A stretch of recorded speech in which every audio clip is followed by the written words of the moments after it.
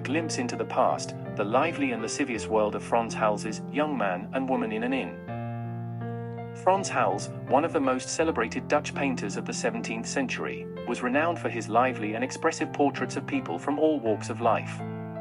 Among his most intriguing works is Young Man and Woman in an Inn, a genre painting that depicts a fleeting moment of flirtation and folly in a tavern or brothel. The painting, signed and dated 1623, is one of Hals's earliest and most important contributions to the theme of everyday life, meaning conventionalized descriptions of modern manners and mores. The subject, however, is far from conventional. It shows a young man and woman who have probably just met, exchanging glances and gestures that suggest a mutual attraction and a disregard for social norms.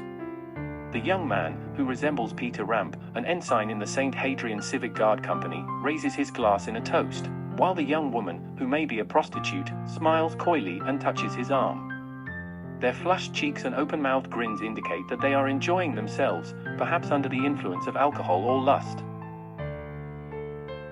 The painting has been popularly known since the 18th century as Jonker Ramp and His Sweetheart, but it is more likely that Hals intended it as a humorous and moralizing depiction of a present-day prodigal son, a young man who wastes his money and reputation on vice and pleasure.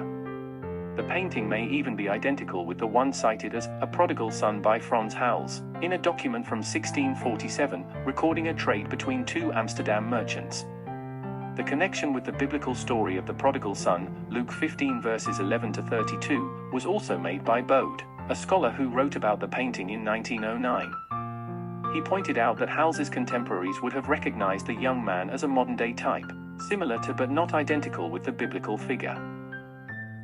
Hals's painting is also influenced by the prints and paintings of his presumed teacher, Karel van Maandeyer, and his contemporary, Gillis van Breen, who both depicted scenes of debauchery and temptation in inns and brothels.